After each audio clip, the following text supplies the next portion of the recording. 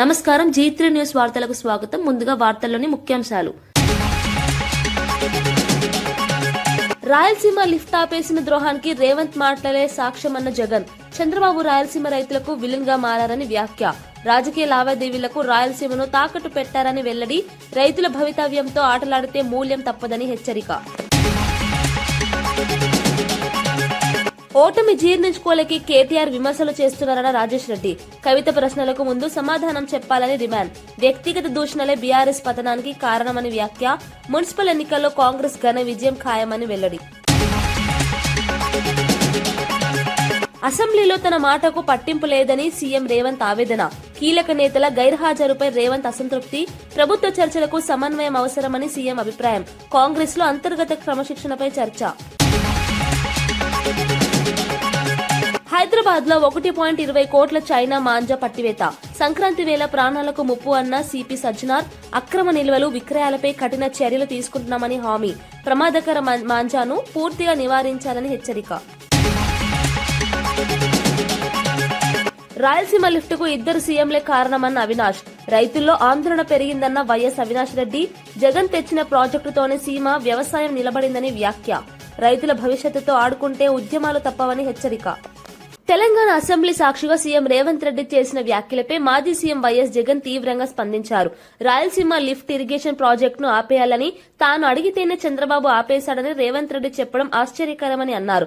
ఈ వ్యాఖ్యలతో చంద్రబాబు రాయలసీమ రైతులకు విలన్ గా మారారని జగన్ విమర్శించారు. రాయలసీమకు సాగునీరు, తాగునీరు అందించే కీలక ప్రాజెక్టును రాజకీయ లావాదేవీల కోసం తాకట్టు పెట్టారని ఆరోపించారు. ఒక రాష్ట్ర సీఎం మరో రాష్ట్ర ప్రయోజనాల కోసం తన రాష్ట్రాన్ని అమ్మేశాడని అసెంబ్లీలోనే చెప్పడం దేశ రాజకీయాల్లో అరుదైన పరిణామమని వ్యాఖ్యానించారు. రాయలసీమ రైతుల భవితవ్యంతో ఆటలాడుతున్న ఈ కుట్రలను ప్రజలు గమనిస్తున్నారని, దీనికి రాజకీయంగా తగిన మూల్యం చెల్లించాల్సి వస్తుందని వైఎస్ జగన్ హెచ్చరించారు. రాయలసీమ లిఫ్ట్ ఇరిగేషన్ పనులను ఆపేయాలి అని అంటూ ఏకంగా తెలంగాణ ముఖ్యమంత్రి గారు అసెంబ్లీలో క్లోజ్ డోర్ మీటింగ్లో తాను అడిగానని, తన మీద గౌరవంతో చంద్రబాబు గారు ప్రాజెక్టును ఆపేశారు అని ఏకంగా తెలంగాణ ముఖ్యమంత్రి తెలంగాణ నిండు అసెంబ్లీ సభలో వాళ్ళ రిలేషన్షిప్ గురించి, చంద్రబాబు నాయుడు గారు రాష్ట్రాన్ని ఎలా అమ్మకానికి పెట్టారు అన్న వాస్తవాల గురించి ఏకంగా రేవంత్ రెడ్డి గారు అన్న మాటలు నిజంగా ఇది చూసిన తర్వాత ఒకసారిగా రాష్ట్ర ప్రజలకు అందరికీ కూడా, రైతన్నలందరికీ కూడా, మరీ ముఖ్యంగా రాయలసీమ, నెల్లూరు ఈ ప్రాంతాలకు సంబంధించిన రైతులకు నిజంగా చంద్రబాబు నాయుడు అనే వ్యక్తి ఒక విలన్ క్యారెక్టర్ కింద కనిపిస్తుంది. బీఆర్ఎస్ కార్యకర్తలపై దాడులు కొనసాగితే తీవ్ర పరిణామాలు తప్పవని మాజీ ఎమ్మెల్యే బొల్లం మల్లయ్య యాదవ్ హెచ్చరించారు. కాంగ్రెస్ నాయకులు పోలీసుల అండతో బీఆర్ఎస్ పార్టీ కార్యాలయాలు, దిమ్మెలను కూల్చి కార్యకర్తలపై దాడులు చేస్తున్నారని ఆరోపించారు. వేలుకు వేలు, కాలుకు కాలు అన్నట్టుగా ఎదురుదాడి జరుగుతుందని స్పష్టం చేశారు. రాజకీయ ప్రత్యర్థులపై అక్రమ కేసులు పెట్టడం, భయభ్రాంతులకు గురి చేయడం ప్రజాస్వామ్యానికి విరుద్దమని అన్నారు. ఇకపై దాడులు జరిగితే చట్టపరంగా పోలీసుల పాత్రను కూడా బయట పెడతామని హెచ్చరించారు. కాంగ్రెస్ నాయకులను తరిమికొట్టే పరిస్థితి వస్తుందని తీవ్ర వ్యాఖ్యలు చేశారు. రాష్ట్రంలో పెరుగుతున్న రాజకీయ హింసకు ప్రభుత్వం బాధ్యత వహించాలని మల్లయ్య యాదవ్ డిమాండ్ చేశారు. పోలీసులు లాఠీ రాజ్యాన్ని నడిపిస్తున్నారు. కాంగ్రెస్ నాయకులు పోలీసు వాళ్ళ అండతోని, అధికారుల అండతోని గ్రామాల స్వైర విహారం చేసే అధికార పక్షం వాళ్ళు మొగ్గం చెల్లక ఈ రోజు ఏం చేయాలనంటే ప్రతిపక్ష నాయకుల మీద, ప్రతిపక్ష నాయకుల ఇళ్ల మీద దాడులు చేయాలనే ఉద్దేశంతో కాంగ్రెస్ నాయకులు పోలీసు వాళ్ళ సహకారంతో గద్దెలు వాలగొడుతున్నారు, ఇళ్ల మీద దాడులు చేస్తున్నారు, పొలాల మీద దౌర్జన్యం చేస్తున్నారు. ఖబర్దార్ నేను చెప్తా ఉన్న కాంగ్రెస్ నాయకులకి, మళ్ళొక్కసారి పునరావృతం అయితే కోదాడు నియోజకవర్గంలో ఎక్కడ గులాబీ జెండాని టచ్ చేసిన బీఆర్ఎస్ నాయకుడిని పైన దౌర్జన్యం జరిగిన ఈద్గా జవాబు पत्थर से देंगे। बिल्कुल अभी कोई आगे पीछे सोचने का नहीं है। ఏలుకి ఏలు కాలు కాలుకు సమాధానం చెప్పడం మాకు కూడా తెలుసు. తప్పకుండా రేపు రానున్న భవిష్యత్తులో ఏ ఒక్క కార్యకర్త మీద ఏ ఒక్క చిన్న దాడి జరిగినా దానికి ప్రతి సమాధానంగా మేము కూడా దాడులకు దిగుతామనే విషయాన్ని పోలీసు వాళ్ళకి హెచ్చరికతో చెప్తున్నా. ఇవాళ కొండాపురంలో జరిగింది, మొన్న బేర్తల్లో జరిగింది, రేపు ఇంకెక్కడ జరగడానికి ఊహలు చేస్తున్నారో తెలియదు. 100% పోలీసు వాళ్ళు చర్యలు చేపట్టకపోతే అధికార నాయకులు పోలీసు వాళ్ళు మాకు అండగా ఉన్నారనే ధీమాతో ముందడుగు వేస్తే తప్పకుండా చట్టపరంగా పోలీసు వాళ్ళ బట్టలిపుతాం, అధికార పార్టీ వాళ్ళని ఊర్ల నుంచి బయటకు వెళ్ళగొడతాం అనే విషయాన్ని కూడా సభాముఖంగా తెలియజేస్తున్నా. హెచ్ఎండిఏ పరిధిలోని రైతుల సమస్యలపై రంగారెడ్డి జిల్లా అబ్దుల్లాపూర్ మెట్ మండలం కోహెడాలో రౌండ్ టేబుల్ సమావేశం నిర్వహించారు. ఈ సమావేశంలో భూసేకరణ, పరిహారం, లేఅవుట్ల అనుమతులు, రోడ్లు, డ్రైనేజీ వంటి అంశాలపై రైతులు తీవ్ర ఆవేదన వ్యక్తం చేశారు. అభివృద్ది పేరుతో రైతుల భూములను తక్కువ ధరలకు తీసుకుంటూ సరైన పరిహారం ఇవ్వడం లేదని ఆరోపించారు. నిబంధనలు స్పష్టంగా లేకపోవడం వల్ల రైతులు నష్టపోతున్నారని తెలిపారు. న్యాయ నిపుణులు, రైతు సంఘాల ప్రతినిధులు సమావేశంలో పాల్గొని ప్రభుత్వానికి స్పష్టమైన విధానాలుండాలని సూచించారు. రైతుల హక్కులను కాపాడుతూ అభివృద్ది జరగాలని, లేకపోతే పోరాటం తప్పదని హెచ్చరించారు.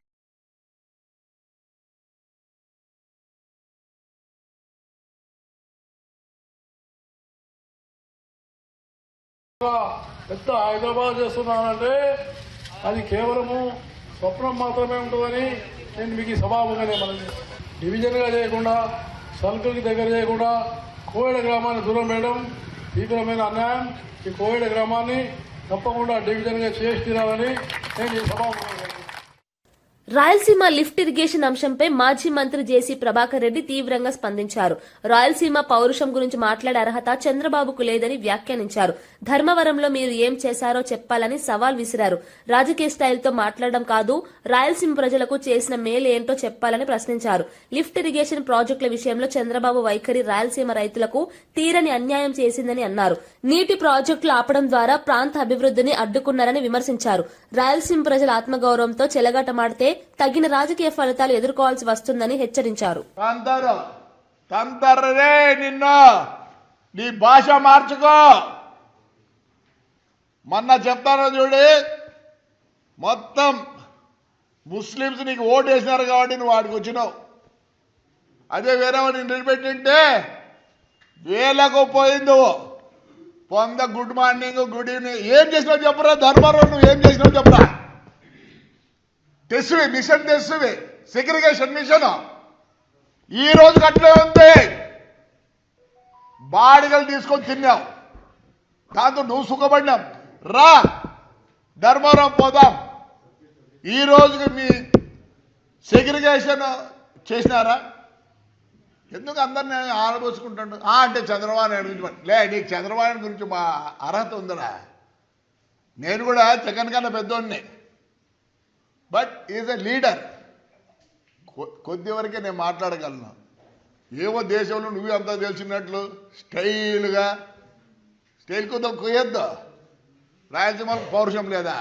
లే ఏడ్రా నీతో పాటు తోడుపుట్టిన వాళ్ళు ఇద్దరు, ఒకడు 150 కేజీలు, ఒకడు 100 కేజీలు ఉన్నారు. అడిగిపోయినారా మీర్రా? పౌరుషం లేదు, అందరికి పౌరుషం లేదనుకోద్దండి. గడిచిన 5 ఏళ్ళు ఊర్లోనే ఉన్నా. ఆ రోజు నీ పోలీసులు కొడితే నీ కొట్టించుకున్నా. ఏమైందిరా? పౌరుషమా? రాండిలే పౌరుషం నా కొడకల్లారా. ఉమ్మడి వరంగల్ జిల్లా పాలకుర్తి ఎమ్మెల్యే యశస్విని రెడ్డి, ఆమె అత్త ఝాన్సీ రెడ్డి వ్యవహార శైలిపై కాంగ్రెస్ సీనియర్ నేతలు ఏఐసీసీ ఇన్ఛార్జికు ఫిర్యాదు చేశారు. ఝాన్సీ రెడ్డి షాడో ఎమ్మెల్యేలా వ్యవహరిస్తూ పార్టీకి నష్టం కలిగిస్తున్నారని ఆరోపించారు. స్థానిక సంస్థల ఎన్నికలు ముగియగానే ఇద్దరు అమెరికాకు వెళ్లిపోవడంతో నియోజకవర్గ ప్రజలు తీవ్ర ఇబ్బందులు పడుతున్నారని తెలిపారు. వారి పాలన వల్ల కాంగ్రెస్ పార్టీకి స్థానికంగా నష్టం జరిగిందని అసమ్మతి నేతలు పేర్కొన్నారు. తక్షణమే చర్యలు తీసుకోకపోతే రాబోయే మున్సిపల్ ఎన్నికల్లో రెబల్ అభ్యర్థులను బరిలోకి దింపుతామని హెచ్చరించారు. ఈ వ్యవహారం కాంగ్రెస్ పార్టీలో అంతర్గత కలహాలను బయటపెట్టింది. మరి ఝాన్సీ రెడ్డి పరిపాలన బాగలేదని, వారి యొక్క మోనోయిజం, వారి యొక్క షాడోయిజం తోటి ప్రజలు ఇబ్బంది పడుతూ ఉన్నారని చెప్పి ఈరోజు మీనాక్షి గారికి మేము రిప్రజెంటేషన్ ఇవ్వడం జరిగింది. ఆ రిప్రజెంటేషన్ను మీనాక్షి గారు బాగా స్పందించారు. వారికి మేము కృతజ్ఞత చెప్తా ఉన్నాం. ఎందుకంటే కాంగ్రెస్ పార్టీలో మరి ఇటువంటి పద్ధతి ఎక్కడ లేదు. మరి క్రమశిక్షణ లేని వ్యక్తులు, ఒక సిటిజన్షిప్ లేని వ్యక్తి ఈరోజు మా మీద మోనోపలి చేస్తా ఉన్నదంటే అది కరెక్ట్ కాదు. అధిష్టానాన్ని కూడా మోసం చేసింది. అధిష్టానం మోసం చేసి వైస్ ప్రెసిడెంట్ తీసుకున్నారు. ఆ వైస్ ప్రెసిడెంట్ పై కూడా న్యాయ విచారణ చేసి తక్షణమే వైస్ ప్రెసిడెంట్ తీసేయాలని చెప్పడం జరిగింది కాంగ్రెస్ పార్టీలో. ఎందుకంటే సిటిజన్షిప్ లేని వ్యక్తులకు మన బైలాలో లేదు, కాంగ్రెస్ బైలాలో వైస్ ప్రెసిడెంట్ ఇవ్వడానికి వీల్లేదు. సిటిజన్షిప్ ఉన్నదని చెప్పి కాంగ్రెస్ అధిష్టానాన్ని కూడా మోసం చేయడం జరిగింది. ఆ మోసాన్ని కూడా ఈ రోజు మీనాక్షి గారి దృష్టికి తీసుకుపోయినా ఇటువంటివి జరగకూడదు. మరి ఎందుకు ఈ పద్ధతిలో జరుగుతూ ఉన్నది, ఇంతమంది సర్పంచులు ఓడిపోవడానికి కారణం ఏందని చెప్తే వారికి చెప్పడం జరిగింది. అమ్మ వారి ప్రవర్తన బాగలేదు, ప్రజల్లో ఉండట్లేదు. వాళ్ళు ఎలక్షన్లు కాగానే ఇద్దరు అత్త కూడలు ఇద్దరు చదువుకొని అమెరికా వెళ్లిపోయారు. మరి ఈ రోజు ప్రజలకు ఏ కష్టం వచ్చినా చూసేవాళ్ళు లేడు. చూసే నాయకులను మమ్మల్ని అందరినీ అసమ్మతిగా దయాకర్రావు ద్రోహులుగా చిత్రీకరిస్తా ఉన్నది. బీఆర్ఎస్ వర్కింగ్ ప్రెసిడెంట్ కేటీఆర్ పై కాంగ్రెస్ ఎమ్మెల్యే కూచుకుల రాజేష్ రెడ్డి తీవ్ర స్థాయిలో విమర్శలు గుప్పించారు. ఎన్నికల్లో ఎదురైన ఓటమిని కేటీఆర్ జీర్ణించుకోలేకపోతున్నారని, అదే నిరాశతో రాహుల్ గాంధీపై అనుచిత వ్యాఖ్యలు చేస్తున్నారని మండిపడ్డారు.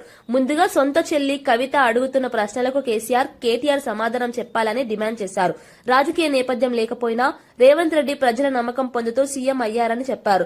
ప్రజాస్వామ్యంలో ఓటమిని అంగీకరించకుండా వ్యక్తిగత దూషణలకు దిగడం బీఆర్ఎస్ పతనానికి నిదర్శనమన్నారు.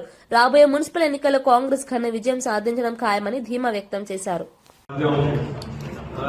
రాజేష్ రెడ్డి ఇంకేం గెలవడం, నేను ఇలా మీకు బల్లగుద్ది చెప్తున్నా, మళ్ళా టైం కూడా కాంగ్రెస్ వస్తుంది.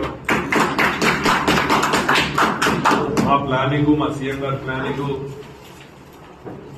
అన్ని కూడా కరెక్ట్ ఉన్నాయి, పగడ్బందీగా ఉన్నాయి. ఫస్ట్ ఆ పార్టీల వాళ్ళ సొంత రక్తం మాట్లాడుతున్న కవితమ్మ మాట్లాడే ప్రశ్నలకు వాళ్ళు ఆన్సర్లు ఇవ్వాలి. దాన్ని కప్పిపుచ్చడానికి కేటీఆర్ రాహుల్ గాంధీ అవలాడు అంటాడు. మనం వింటారా? రాహుల్ గాంధీని ప్రధానమంత్రిని వదులుకున్న రాహుల్ గాంధీని వాడు అవలాడు, వీడు అవలాడు. అంటే మనిషి నచ్చకపోవచ్చు, నాకు కూడా చాలా మంది నచ్చారు. కానీ నేను ఎవరు తింటాను? నేను చేయాల్సింది, నేను ఇప్పుడు రాజకీయం ఎలక్షన్ వరకు రాజకీయం, ఇప్పుడు చేయాల్సిన డెవలప్మెంట్. నార్కల్లో డెవలప్ కావాలి. నాకు అవకాశాలు ఇచ్చారు, నా ప్రజలు నాకు అవకాశాలు ఇచ్చారు. నేను చేస్తాను నార్కల్ డెవలప్మెంట్. నాకు ఎంత కష్టమైనా నేను చేస్తాను, విధంగా రోజు చేస్తున్నాను. వాడవలాడు, వీళ్ళవడాలి అంటే నాకంటే ముందు రేవంత్ రెడ్డి గారు సీఎం అయిపోయిన బాధతో ఈరోజు రాహుల్ గాంధీ అవలాడు సీఎం అంటే ఎప్పుడైనా ఒక మంచికి రెస్పెక్ట్ చేయడం అంటే వాళ్ళ కుటుంబ కళలు, నేను సీఎం కాలేదు లేను అనే విధంగా ఈరోజు ఈడబట్టి మంటే మాట్లాడుతున్నాం. మనిషి అన్నాక మనిషికి రెస్పెక్ట్ ఇచ్చి నేర్చుకున్నాం. మీరు తింటాలంటే పీఆర్ఎల్ఏ ప్రాజెక్టు విషయంలో కాంగ్రెస్ చేసిన తప్పులు తెలిసి కూడా బీఆర్ఎస్ ఎందుకు బయట పెట్టలేదని కేంద్ర మంత్రి బండి సంజయ్ ప్రశ్నించారు. గత ప్రభుత్వం కృష్ణా జలాలను సద్వినియోగం చేసుకోలేదని విమర్శించారు. ఏటా సుమారు 60 టీఎంసీల నీరు వృధాగా సముద్రంలో కలిసిపోయిందన్నారు. నీటి వాటా ప్రకారం తెలంగాణకు 571 టీఎంసీలు, ఆంధ్రప్రదేశ్కు 299 టీఎంసీలు రావాల్సిండగా వాటాలు పూర్తిగా రివర్స్ అయ్యాయని తెలిపారు. ఈ ఒప్పందానికి ఉమాభారతి సమక్షంలో చంద్రబాబు, కేసీఆర్, హరీష్ రావు బాధ్యత వహించాలని ఆరోపించారు. ఈ అంశాన్ని ప్రజల ముందుకు తీసుకెళ్లాల్సిన బాధ్యత బీఆర్ఎస్ తీసుకోలేదని విమర్శించారు. లాక్డౌన్ టైంలో వీళ్ళు అన్నిటి మీద కూర్చొని నేను తెలుసుకునేవాడిని కూడా. తెలుసుకుంటే కాంగ్రెస్ పార్టీ చేసిన మోసము, తర్వాత కేసీఆర్ చేస్తున్న మోసం చూసాక నాకే ఆశ్చర్యం అనిపించింది. అందుకే అప్పుడు యుద్ధం స్టార్ట్ చేసింది నేను. కృష్ణా జలాల విషయంలో కూడా కేసీఆర్ ఏమంటే కృష్ణా గోదావరి మీ జాగిరా, ఇగో ఏం కొడతారు డైలాగ్ కొడతారు జిల్లా డైలాగ్ అంటే చంద్రబాబు నీ ఆటలు సాగాయి, దేవినేని ఉమా సన్నాసి ఏమంటున్నాడట. మోడీ కూడా మాకు ప్రధానమంత్రి, కేసీఆర్ అనే అణుబాంబు మళ్లీ వస్తుందట. తోక పడకూడదు కాలే ఆ రోజు. కేసీఆర్ అనే అణుబాంబు మళ్లీ వస్తుంది, మీ మూతి మీద తన్ని ఆర్డీఎక్స్ కడతా. ఈ పక్కకు ఉమా ఎవరు ఉమా దేవినేని ఉమా మా కళ్ళు పొడుస్తారా పాలమూరు రంగారెడ్డికి నీళ్ళెక్కడివి అసలు అనుమతున్నాయని ఆయన కూడా అడిగిన రోజు. కృష్ణ మీ జాగిరా అని చెప్పి ఆ రోజు కేసీఆర్ సార్ మాట్లాడండి. ఏ రోజు ఇది? 2015 జూన్ 2015 జూన్ 11 రోజు అన్ని పేపర్లు బ్యానర్ వచ్చింది అనేది. ఇది చూసినాక ఖుషాను అబ్బా కేసీఆర్ కొట్టాడుతాడు ఇక అనుభవం అవుతాడు ఏడ వెళ్తాడు అని చెప్పి ఇక మొత్తం దేశం అంతా చూస్తున్నారు, తెలంగాణ రాష్ట్రం అంతా చూస్తున్నాం. ఇవాళ తీరా అవన్నీ పిట్టరాముని మాటలు చేసిపోయినాయి. అవన్నీ కూడా కృష్ణా జిల్లాలో ఆ రేషియో ప్రకారము తెలంగాణ రాష్ట్రానికి రావాల్సిన వాటా ఎంత అంటే 571 టీఎంసీలు. 68% రేషియో ప్రకారము తెలంగాణ రాష్ట్రానికి రావాల్సింది 571 టీఎంసీలు మనకు రావాలి, తెలంగాణ రాష్ట్రానికి రావాలి. ఆంధ్రప్రదేశ్ కు 299 టీఎంసీలు వాళ్ళకి రావాలి. ఇది ఉల్టా అయింది. ఈ పేపరు ఫస్ట్ బయటపెట్టింది నేనే అనేది. ఇది మొట్టమొదటిసారి 3 సంవత్సరాల క్రితం బయట పెట్టింది నేనే. హైదరాబాద్ లో భారీగా చైనా మాంజాను పోలీసులు స్వాధీనం చేసుకున్నట్లు సిపి సజ్జనార్ వెల్లడించారు. నగరంలోని పలు ప్రాంతాల్లో నిర్వహించిన దాడుల్లో సుమారు 1,20,00,000 రూపాయల విలువైన చైనా మాంజా పట్టుబడిందన్నారు. సంక్రాంతి పండుగ నేపథ్యంలో చైనా మాంజా వాడకం వల్ల ప్రజల ప్రాణాలకు ముప్పు ఏర్పడుతుందని హెచ్చరించారు. ఇప్పటికే చైనా మాంజా కారణంగా పక్షులు, ద్విచక్ర వాహనదారులు గాయపడిన ఘటనలు ఉన్నాయని గుర్తు చేశారు. అక్రమంగా నిల్వ చేసి విక్రయించే వారిపై కఠిన చర్యలు తీసుకుంటామని స్పష్టం చేశారు. ప్రజలు సహకరించి ప్రమాదకరమైన మాంజాను వాడవద్దని, పిల్లలను దూరంగా ఉంచాలని సిపి విజ్ఞప్తి చేశారు. 52,000 పైన వాల్యూ ఉన్న ఒక బాబిన్స్ ని 6,226 బాబిన్స్ ని మనము సీజ్ చేయడం జరిగింది. సో దీని విలువ దాదాపు 1,24,52,000. సో దీనివల్ల కూడా మనము చాలా మందిని దాదాపు 140 మందిని అరెస్ట్ చేయడం జరిగింది. బిఎన్ఎస్ సెక్షన్స్ కాకుండా ఈ వైలేషన్ ఆన్ మనకు ఈ ఒక ఎన్విరాన్మెంట్ ప్రొటెక్షన్ యాక్ట్ అనేది ఉంది 1986. ఇది కూడా చాలా ఒక మంచి యాక్టు. దీనిపైన కూడా చాలా మనము కేసెస్ కట్టడం జరిగింది. ఈ కేసులో బుక్ అయిన వాళ్ళకి 5 సంవత్సరం శిక్ష పడే అవకాశం కూడా ఉంటుంది. మనం కూడా ఈసారి ఎవరెవరు ఈ ఒక కేసులో పట్టుబడి ఉన్నారు, అది చివరి దాకా ఎక్కడ ప్రొడక్షన్ అయింది, ఎవరి దగ్గర తీసుకున్నారనే పైన మనము చాలా గట్టి ఒక ఇన్వెస్టిగేషన్ చేయడం జరుగుతుంది. ఈ ఒక చైనీస్ మాంజాని అమ్ముకోవడానికి లేదు, వాళ్ళు ఎవరు అమ్మినా వాళ్ళపైన కూడా కేసు అవుతుంది. డెఫినెట్లీ ఈ కామర్స్ సైట్స్ పైన కూడా కేసు కట్టడం జరుగుతుంది. ఆల్రెడీ వాళ్ళకు నోటీస్ కూడా ఇవ్వడం జరిగింది. అసెంబ్లీలో పవర్ పాయింట్ ప్రెజెంటేషన్ ఇస్తున్న సమయంలో కొంతమంది ముఖ్య నేతలు హాజరు కాకపోవడంపై సీఎం రేవంత్ రెడ్డి అసంతృప్తి వ్యక్తం చేసినట్లు కాంగ్రెస్ సీనియర్ నేత చిన్నారెడ్డి వెల్లడించారు. తన మాటకు ఎవరూ పట్టింపు ఇవ్వడం లేదని పీసీసీ చీఫ్ మహేష్ కుమార్ గౌడ్ వద్ద సీఎం బాధ వ్యక్తం చేశారని తెలిపారు. చర్చ జరుగుతున్న సమయంలో కీలక నేతలు సభలో లేకపోవడం తనను బాధించిందని సీఎం చెప్పినట్లు సమాచారం. ప్రభుత్వ కార్యక్రమాల్లో సమన్వయం అవసరమని, ప్రజా సమస్యలపై చర్చకు అందరూ హాజరు కావాలని సీఎం అభిప్రాయపడ్డారని చిన్నారెడ్డి తెలిపారు. ఈ వ్యాఖ్యలు కాంగ్రెస్ లో అంతర్గత చర్చకు దారితీస్తున్నాయి. డిండికి నీళ్లు కావాలంటారు. డిండికి నీళ్లు కావాలంటే నేను కూడా మాట్లాడా, క్యాబినెట్ మీటింగ్ లో మాట్లాడా. సార్ ఒకసారి నల్గొండ వాళ్ళ మాటలినే మనము ఈ పాలమూరు రంగారెడ్డి జూరాల నుంచి కిందికి తీసుకొని పోయినాం. మళ్ళీ అదే మిత్రులు మా డిండికి నీళ్లు కావాలంటున్నారు. శ్రీశైలం సోర్స్ గా ఒక లిఫ్ట్ పెట్టుకోమని చెప్పండి వాళ్ళకు. ఎందుకు మా ఏదైనా రిజర్వాయర్ నుంచి తీసుకుంటారు మీరు? లేక మాకు నీళ్ళు వచ్చినా ఈ ప్రాంతంలో మా భూములన్నీ పోయినాయి అనేటువంటి మాట కూడా చెప్పినాం. దానికి నేను ఒక్కటే మాట చెప్తాను. ఇప్పుడు డిండికి నీళ్ళు ఇవ్వాలన్నా కూడా నీకు ఈ ఏదుల రిజర్వాయర్ కన్నా ఒట్టెం రిజర్వాయర్ చాలా పెద్దది. దాదాపుగా 16-17 టీఎంసీలు నిలబడేటువంటి ప్రాజెక్టు ఒట్టెం. అదే మాదిరిగా మీ కింద ఉండేటువంటి కరివెను కూడా అంతే సమానంగా ఉండే ప్రాజెక్టు 16-17 టీఎంసీలు నిలబడేటువంటి ప్రాజెక్టు. ఆ ప్రకారంగా ఏదో కేవలం 5-6 టీఎంసీలు నిలబడే ప్రాజెక్టు. అలాంటి చిన్న ప్రాజెక్టులో ఎందుకు తీసుకెళ్తారన్నా, మీరు ఈ ఒట్టెం నుంచి కనుక మీరు తీసుకుంటే ఆ బ్యాక్ వాటర్ నుంచి మీకు ఆ పక్కనే ఉండేటువంటి ఒక 2 గ్రామాలు ఉన్నాయి. పోతిరెడ్డిపల్లి అనేటువంటి గ్రామం, దాని ఒట్టెం అవతల పక్కన, అంటే నీళ్ళు నిలబడే దాని పక్కన. దాని తర్వాత సిరిసవాడ, ఒకప్పుడు జడ్చర్ల ఎమ్మెల్యే ఉండే సుధాకర్ రెడ్డి గారని, ఆ సిరిసవాడ ఆయన సొంత గ్రామం. ఈ 2 గ్రామాల నుంచి కనుక కాలువ పోతే డిండి వాగులో పడతాయి నీళ్లు, నేరుగా మీకు డిండి ప్రాజెక్టు పోతాయి. కేవలం 300 కోట్లతో ఈ ప్రాజెక్ట్ పూర్తి అవుతుందన్న మాట కూడా నేను చెప్పా. దానికి ఇవాళ 1800 కోట్ల ఎస్టిమేట్ తయారు చేసినారు. మన ఒట్టెం నుంచి కాలువ అటు తిప్పి ఇటు తిప్పి తీసుకొని, అంటే మన ఏదుల నుంచి మీకు ఒట్టే నుంచి తీసుకొని పోతే 300 కోట్లు అయిపోతుంటారు 2 గ్రామాల నుంచి కనుక తీసుకొని పోతే. కానీ ఇలా ఏదల నుంచి తీసుకొని పోతున్నారు 1800 కోట్ల ఎస్టిమేట్ చేసినారు. 1800 కోట్లు ఎస్టిమేట్ చేసినారు. ఇది అయిన తర్వాత నేను ఈ మాట మాట్లాడిన తర్వాత ఒక 5-6 మంది నల్గొండ ఇంజనీర్స్ నా దగ్గరకు వచ్చారు. చిన్న నీ ఒట్లా నీ విట్లా నువ్వు చాలా నిజాయితీ పడు, నీ చాలా గొప్పవాడివి, ఇలా ఈ ప్రాజెక్టు ఇట్లా కనుక అయితేనే అవుతుంది లేకపోతే కాదన్నా, దానికి అడ్డమేయకండి అన్నా. వాళ్ళు ఎంత తెలివైన వాళ్ళు చూడండి, ఎంబడే గ్రహించి ఎవడు దీనికి అడ్డం మాట్లాడుతున్నాడు, ఎవడు దీనికి వ్యతిరేకంగా మాట్లాడుతున్నాడు, వాళ్ళని ఎట్లా మేనేజ్ చేసుకోవాలి. 300 కోట్లతో అయిపోయే ప్రాజెక్ట్కి ఇవాళ 1800 కోట్లు అప్రూవల్ ఇచ్చేసినాం. క్యాబినెట్ లో కూడా అప్రూవ్ అయిపోయింది. నాలాంటి చిన్నవాడిని నవరిపినా కూడా వినే పరిస్థితి లేదు. అందుకని జూబ్లీహిల్స్ ఎమ్మెల్యే నవీన్ యాదవ్ అసెంబ్లీలో తొలిసారి మాట్లాడడం ఎంతో గర్వంగా ఉందని తెలిపారు. తెలుగు సినీ TV outdoor unit technician union కార్యక్రమంలో ఆయన ముఖ్య అతిథిగా పాల్గొని మాట్లాడారు. తొలిసారిగా శాసనసభలో అడుగు పెట్టడం తనకు చిరస్మరణీయ అనుభూతి అని చెప్పారు.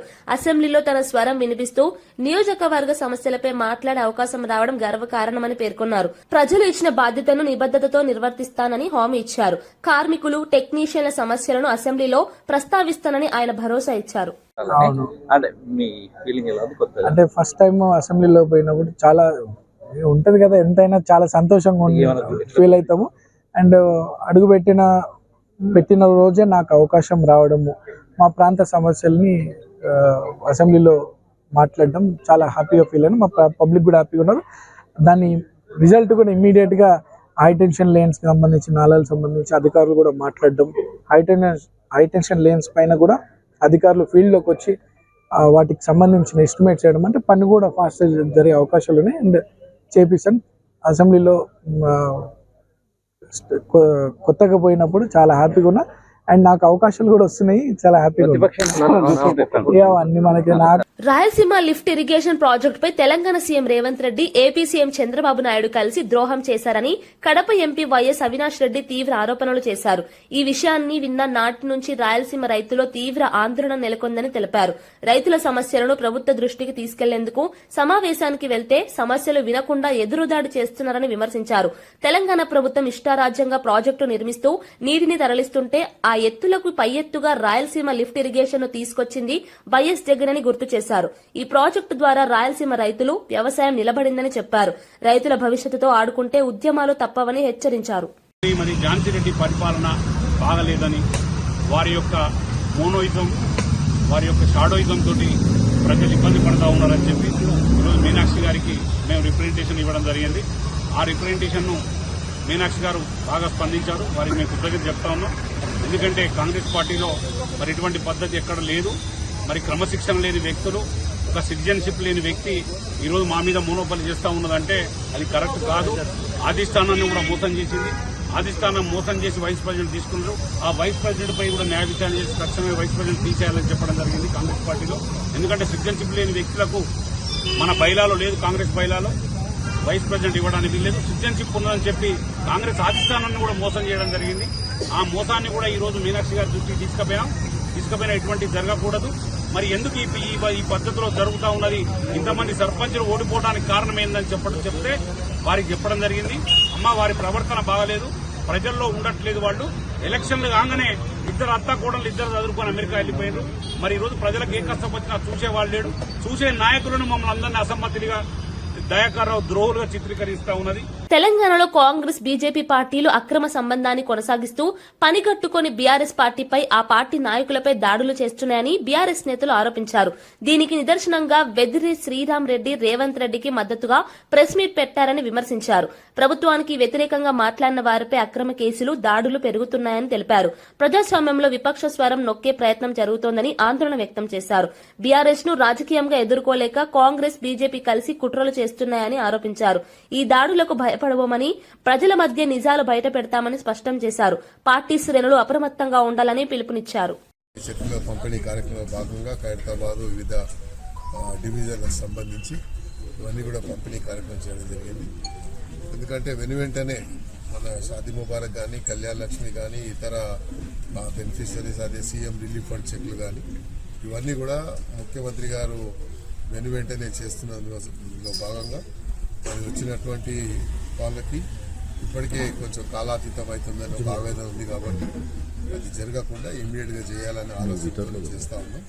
తప్పకుండా ఇంకా అభివృద్ధి విషయంలో ఇప్పటికే ముఖ్యమంత్రి గారు స్పెషల్ డెవలప్మెంట్ ఫండ్ కూడా మాకు క్రియేట్ చేయడం జరిగింది. దాని కింద మేము పెద్ద ఎత్తున కార్యక్రమం తీసుకుంటాం. తీవ్రమైనటువంటి పదజాలం, ఎందుకంటే ఒక నాయకుడి మీద మీరు అలాంటి పదజాలం వాడడం కరెక్ట్ కాదు. అందుకనే మీరే గెలికి కయ్యం పెట్టుకుంటున్నారు ముఖ్యమంత్రి గారు. ముఖ్యమంత్రి గారిని గెలిపితే మరి మీరు ఒకటంటే 10 అంటారు ముఖ్యమంత్రి గారు. అందుకని ఆలోచించాలి, ఏదైనా అనే ముందు ఎందుకు అంటున్నాము, ఏ ఉద్దేశంతో అంటున్నాము మీరు చెప్పండి. రాజకీయంగా మీరు ఎన్ని రకాలుగా విమర్శించినా ముఖ్యమంత్రి గారు కూడా చెప్పారు, అందరు కూడా వెల్కమ్ చేస్తున్నారు. మీరు చేయండి, పాలసీస్ మీద ఏదన్నా ప్రభుత్వం పాలసీస్ మీద చెప్పండి, లేకుంటే ఇంకేదని చెప్పండి.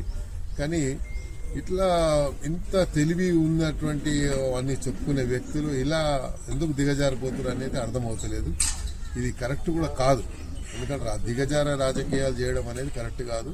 వ్యక్తిగతంగా దూషించడము, వ్యక్తిగతంగా మాట్లాడడము, అది ఏదో మనకు గొప్ప పేరు వస్తుందని భావిస్తారు. కానీ దీనివల్ల ఎంత డిమారలైజ్ అయిపోతారు, మీరు ఎంత మరి ఇది పోతున్నారు అనేది మీరు అర్థం చేసుకుంటలేరు. ఇప్పటికైనా రియలైజ్ కావాలి, చేసిన తప్పులు వల్ల మీకు జరిగిన నష్టానికి మీరు రియలైజ్ కావడం లేదు. ఇంకా అదే అహంకార ధోరణితోని మీరు ఏదైతే ప్రవర్తిస్తున్నారో ఈ అహంకారమే మీకు దెబ్బతీసింది. మళ్ళీ అదే ప్రవర్తనతో పోతున్నారు కాబట్టి మళ్ళీ ఇదే మీకు పునరావృతం అవుతుంది. కాబట్టి ఇప్పటికైనా చేసిన దానికి క్షమాపణ చెప్పి అపాలజీ చెప్పి తప్పకుండా మీరు రాజకీయంగా విమర్శించండి. లేకుంటే రాష్ట్ర ప్రభుత్వం ఇచ్చిన హామీలు నెరవేర్చకుంటే మీరు లిఖితపూర్వకంగా పంపించండి రాహుల్ గాంధీ గారు, తప్పేం లేదు. కానీ రాహుల్ గాంధీ గారిని ఉద్దేశించి మీరు ఇలాంటి వ్యాఖ్యలు చేయడం అనేది ఎవరు కూడా హర్షం వ్యక్తం చేయరు, ఎవరు కూడా దాన్ని కాంగ్రెస్ ప్రభుత్వ పనితీరుపై శాసనసభ స్పీకర్, శాసన మండలి చైర్మన్ ఇద్దరూ తీవ్ర వ్యాఖ్యలు చేయడం ద్వారా ప్రభుత్వ వైఫల్యం బహిర్గతమైందని ప్రతిపక్ష నేతలు విమర్శించారు. ఉప ముఖ్యమంత్రులను ఉద్దేశించి మీరు చెబుతున్నవి అన్ని అబద్దాలే అని సభాపతులే చెప్పడం గమనార్హమన్నారు. ట్రాన్స్ఫార్మర్లు కాలిపోతే పట్టించుకోవడం లేదని, ఆసుపత్రుల్లో డాక్టర్లు లేరని, విద్యా వ్యవస్థ నిర్వీర్యమైందని సభాపతులే చెప్పారని గుర్తు చేశారు. అంటే ప్రభుత్వం వాస్తవ పరిస్థితిని దాచిపెడుతోందని ఆరోపించారు. ప్రజలకు మౌలిక సదుపాయాలు కల్పించడంలో ప్రభుత్వం పూర్తిగా విఫలమైందన్నారు. ఇలాంటి పాలనకు ప్రజలు త్వరలోనే గుణపాఠం చెబుతారని హెచ్చరించారు. ప్రజలు గెలిపించిండ్రు, అటువంటిది లోకల్ బాడీ ఎలక్షన్ లో 2000 మెజార్టీ టీఆర్ఎస్ కు మెజార్టీ వచ్చి చూపెడతా ఉన్నది. మరి దాన్ని దృష్టిలో పెట్టుకోకపోతే రాబోయే రోజుల్లో పార్టీకి నష్టం జరుగుతుందని చెప్పి మేము మరొకసారి మీనాక్షి గారికి, మా ముఖ్యమంత్రి గారికి, మా పీసీ ప్రెసిడెంట్ గారికి మరొకసారి రిక్వెస్ట్ చేస్తా ఉన్నాం. దీన్ని తక్షణమే స్పందించి రేపు తొర్రూరు మున్సిపాలిటీ నియోజకవర్గంలో ఒక్కటే మున్సిపాలిటీ ఉంది. తొర్రూరు మున్సిపాలిటీ 16 వార్డులు ఉన్నాయి. మరి 16 వార్డులలో మేము గనుక బాధ్యత తీసుకోకుండా అధిష్టానం కనుక ఆమె మీద బాధ్యత చెప్తే ఒక్క వార్డు కూడా గెలిచే పరిస్థితి లేదు. మేము ప్రజల్లో ఉండే నాయకులం, నిత్యం ప్రజల్లో ఉంటాం. ఒకవేళ మీరు స్పందించకపోతే మేము కూడా 16 వార్డుల్లో క్యాండిడేట్లను పెట్టి గెలిపించుకొచ్చి సీఎం గారికి ఒప్పజెప్తామని చెప్పి మేము కోరుకుంటా ఉన్నాం. ఎమ్మెల్యే గారు ఆమె అమాయకురాలు, ఏం చేయలేదు. షాడో ఎమ్మెల్యే ఝాన్సీ రెడ్డి తోటి ఇబ్బంది జరుగుతూ ఉన్నది. ఒక నాయకులు, మండల నాయకులు, గ్రామ నాయకులు, సర్పంచులు అందరూ కూడా వ్యతిరేకించి టీఆర్ఎస్లకి వెళ్ళి వచ్చిన వాళ్ళు 2024లో వచ్చినటువంటి వ్యక్తులు 2026లో వచ్చిన వ్యక్తులను సర్పంచ్లో పెట్టుకున్నది. ఈమె కోసం పనిచేసి కష్టపడ్డ వ్యక్తి ఆయన ఊర్లో, ఆమె ఊర్లో చెర్లపాలెం అని చెప్పుకునే వ్యక్తి టీఆర్ఎస్ ను రేపు ఎలక్షన్ గా జాయిన్ తీసుకొని టీఆర్ఎస్ పార్టీ సర్పంచ్ టీఆర్ఎస్ వ్యక్తికి ఇచ్చింది. గతంలో ఆయన ఎంపీటీసీ. అటువంటి వ్యక్తికి టికెట్ ఇవ్వడంలో ఈ రోజు ప్రజలు మొత్తం వ్యతిరేకించి, అమ్మా నీ కోసం కష్టపడడం, నీకు 1000 మెజార్టీ ఇచ్చిన ఊరును ఈ రోజు 82 ఓట్లతోటి సర్పంచ్ అక్కడ ఆమె కొడుకైనటువంటి తిరుపతి రెడ్డి, నరేందర్ రెడ్డి వాళ్ళు కలిసి గెలిపించుకొని బయటికి రావడం జరిగింది. మరి ఇటువంటి ఆమె ప్రవర్తన బాగలేదు కాబట్టి, షాడో విజన్ చేస్తూ ఉన్నది కాబట్టి, ఆమె అవివేకంగా నడుపుతా ఉన్నది కాబట్టి ఆమెకు తెలవాల్సిన బాధ్యత ఉందని చెప్పి మీనాక్షి గారు చెప్పుకోవడం జరిగింది. మీనాక్షి గారు బాగా స్పందించారు. వారికి కూడా మేము కృతజ్ఞతలు చెప్తాను. మీనాక్షి లాంటి గారి మేడం మన కాంగ్రెస్ ఇన్ఛార్జ్ రావడం చాలా సంతోషం. ఎందుకంటే వారు ఉన్నమాట ముక్కుసూటిగా మాట్లాడే వ్యక్తి, ఎవరి మోచేతి నీళ్ళు తాగి మాట్లాడే వ్యక్తి కాదు. కాబట్టి వారికి కూడా మేము హ్యాండ్సప్ చెప్తా ఉన్నాం. తక్షణమే పాలకుర్తి నియోజకవర్గంలో కాంగ్రెస్ పార్టీని రక్షించాలని చెప్పి మేము మీనాక్షి మాటి కోవడం జరిగింది.